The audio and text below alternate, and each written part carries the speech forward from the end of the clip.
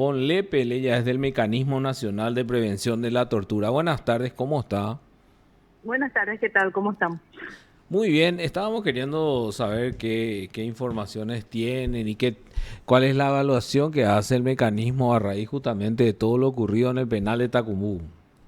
Sí, el Mecanismo Nacional de Prevención de la Tortura hace unos minutos sacó el comunicado con referente a esta crisis que nuevamente se da en el sistema penitenciario. Y quiero colocar dos o tres elementos que es importante colocar en la agenda de discusión, ¿verdad? Sí, Lo que hay que entender que esta crisis no hay que hacer una lectura de manera aislada, puntual, sino que es mucho más complejo. El MNP hace más de 10 años, que es de 10 institucional, viene haciendo énfasis, reiterando que hay varios factores que desencadenan la crisis. Uno es el tema del aumento de la población penitenciaria, que pasamos del 2014 de 4.000, ahora estamos a 17.000 personas privadas de libertad. Esto guarda y va de la mano con varios otros factores. El afianzamiento de los grupos de base carcelaria, la falta de políticas de prevención de delitos y el tema de la tasación para la aplicación de medidas alternativas. Hay una resistencia por parte de los operadores del sistema de justicia de aplicar medidas alternativas. Prueba de ello es que tenemos más del 70% de personas con prisión preventiva versus 30% con condena. Mayoritariamente la gente espera en el sistema penitenciario su proceso para saber si efectivamente es o no responsable de la comisión de un delito, ¿verdad?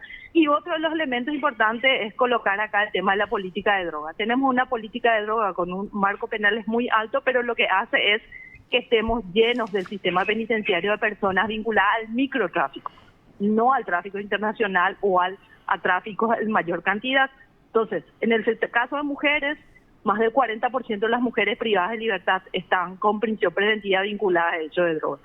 ¿Esto qué es lo que nos da? Hoy tenemos un sistema penitenciario con abuso de prisión preventiva, hacinamiento, falta de diferenciación de espacios entre prevenidos y condenados, por ende no se le garantiza el derecho a la salud, el derecho a la alimentación, tenemos un alto nivel de corrupción que permea todos los niveles del sistema penitenciario, en todos los niveles, la falta de profesionalización de los agentes penitenciarios, la tortura y los malos tratos, y por supuesto la disputa que hoy tenemos del crimen organizado en el gobierno de las penitenciarías.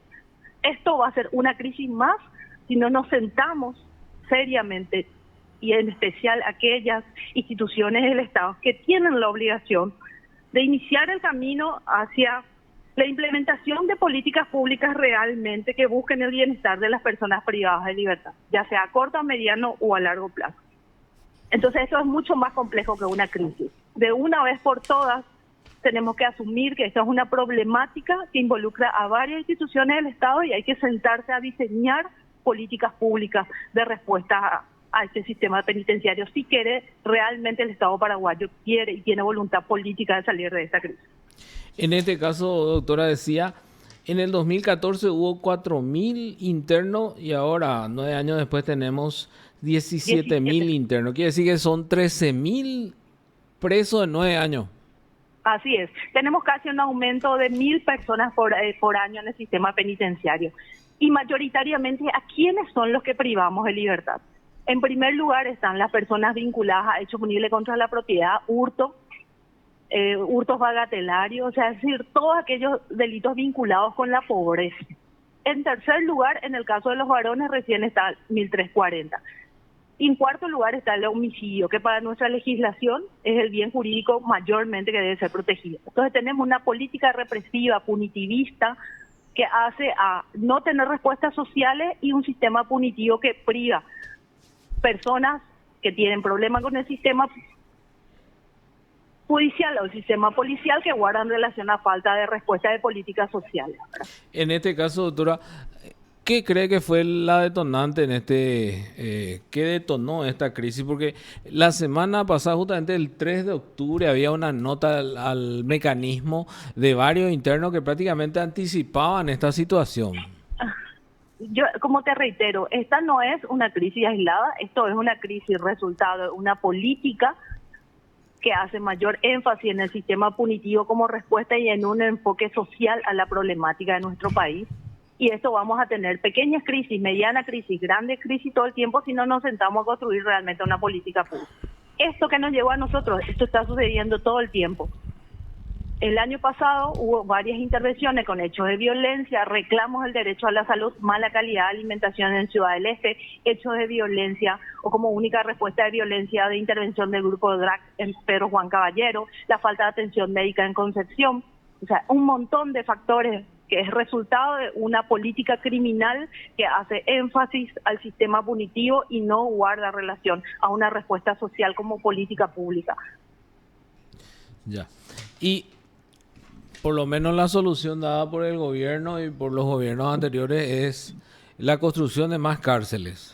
Y eso no es un problema. Lo que vas a hacer es pensar que eso va a resolver. No lo resolvió aquí, no se resuelve en América Latina y no se resuelve en el mundo. Nuestro problema es nuestra política y una respuesta, porque creemos que todo se resuelve con el sistema punitivo y la prisión preventiva.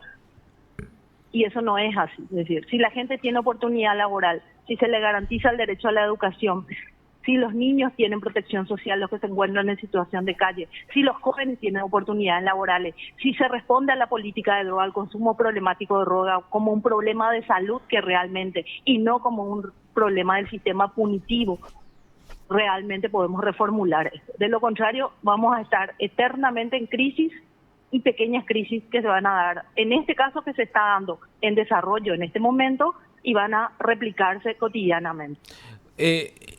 ¿El mecanismo tuvo alguna intervención ayer? O sea, ¿estuvieron ustedes para de repente tratar de mediar o algo parecido?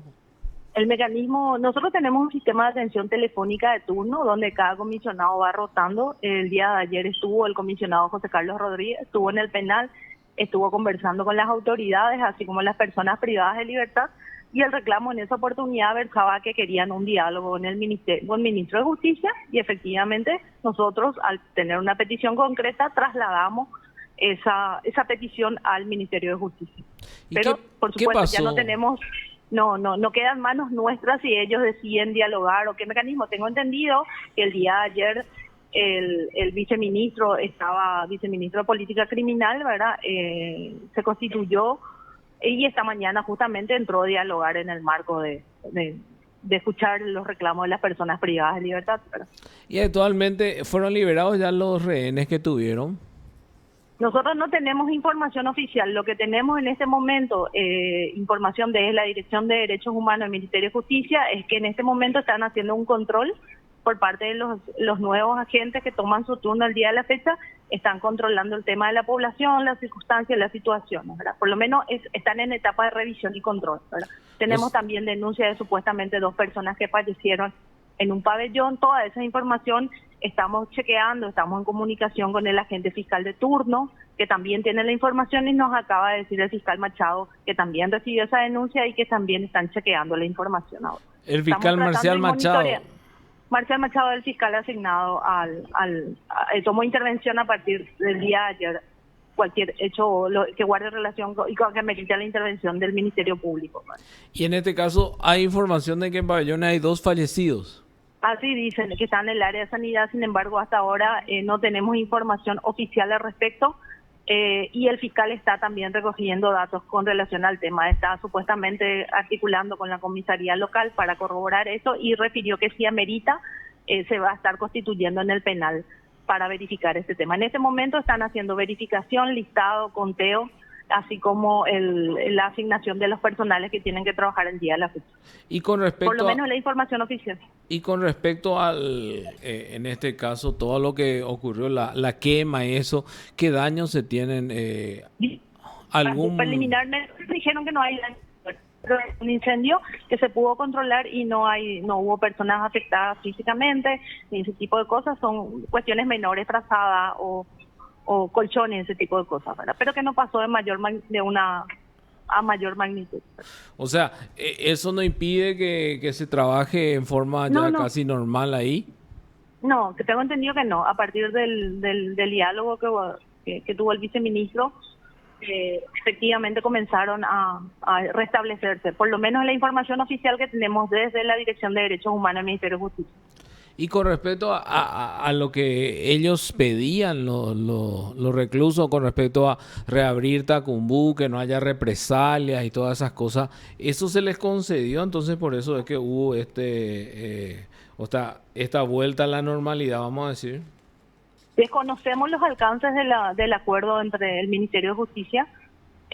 No manejo ese tipo de información, ¿verdad? ¿Cuáles fueron los reclamos? Por lo menos nosotros el reclamo, o sea, no había un reclamo así concreto, básicamente el reclamo era referente a un video que refería que se podía acreditar que esta persona, que es un militar, policía que estaba privado de libertad, que referían que inicialmente personas pertenecientes, grupos pertenecientes al clan Rotela lo habían asesinado dentro del penal y que ellos referían que no es así, entonces tenían un video y todo eso, pero no había un reclamo concreto en lo que hace a garantías de derechos, ¿verdad? Sí garantizar, lo que también solicitaban es que efectivamente no ingrese la fuerza policial ni las fuerzas armadas. Y efectivamente nosotros no le podemos garantizar una no intervención, pero sí hacemos un llamado al Poder Ejecutivo y a todos los órganos del Estado que si se dé una intervención o se realicen varias intervenciones, se respeten los derechos fundamentales de las personas privadas de libertad, por supuesto el derecho a la vida y la integridad física de las personas que están en ese espacio. Estamos hablando de más de 4.000 personas, una de las cárceles más grandes de Paraguay.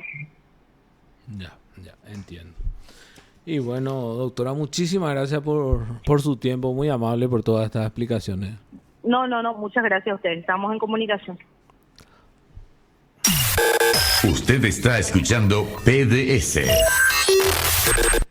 Es lo que decía la doctora Sonia von Leppen del Mecanismo Nacional de Prevención de Tortura, un dato fundamental me parece. 2 personas fallecidas, aunque esto no está aún confirmado, pero dice que en uno de los pabellones hay 2 personas que fallecieron, serían 2 reclusos. Es la última información, aunque extraoficialmente todavía no hay confirmación oficial de que estas personas fallecieron, pero el agente fiscal que está en la causa, que está en esto, el tema del motín, es el doctor Marcial Machado, y él también está tratando de corroborar esta información. Entonces,